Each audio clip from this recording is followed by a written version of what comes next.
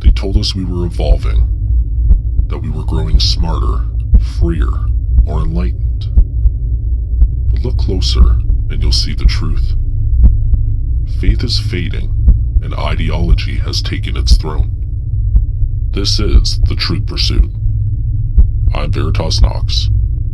Tonight we ask, has faith been replaced by ideology? Less than a century ago, Christianity shaped our lives. Churches were full, communities were anchored in belief, families prayed together, and the numbers prove it. In the 1950s, over 90% of Americans identified as Christian. Nearly 70% belonged to a church, and Sunday mornings weren't optional, they were expected. Marriage was stronger, the divorce rate sat under 15%, compared to 50% today. Neighborhoods were safer, violent crime was less than a third of what it is now. Faith wasn't just personal, it was cultural. It stitched communities together. Now, only 63% of Americans identify as Christian. For the first time in U.S. history, church membership has fallen below 50%, and weekly attendance hovers near 30, the lowest ever recorded. As faith declines, families fracture, communities unravel, and in the silence left behind, something else has crept in. Belief hasn't disappeared, it's migrated. People still worship, but now they worship causes, movements, ideologies. Politics has become the new religion, the party, the new church, and outrage, the new sacrament. Think about it. Universities were once the training grounds of thinkers. Today they are pulpits for ideology. Professors don't ask students what to think. They tell them how to think, and what must never be questioned. Social movements demand absolute loyalty. Question the dogma, and you're branded a heretic.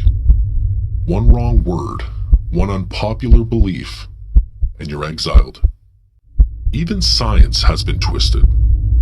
Once it was the pursuit of truth, an open hand, always questioning, always testing. Now it is wielded like doctrine, not science as discovery, but science as decree. To doubt it is to be called backward, dangerous, and untrustworthy.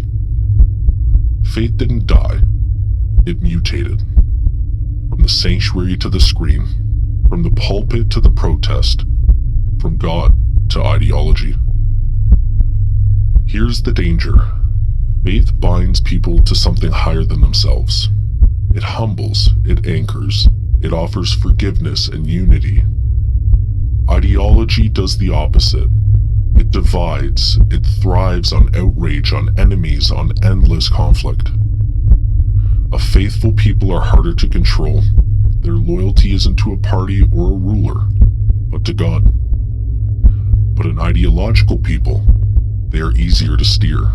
You only need to inflame them, pit group against group, tribe against tribe, and they'll do the rest themselves. When Christianity anchored culture, families were strong, communities were close, and people found meaning beyond politics. But as faith has withered, politics has rushed to fill the void. Now every election is framed as a holy war. Every opponent is cast as evil, and the faithful, the truly faithful, are mocked, shamed, or ignored.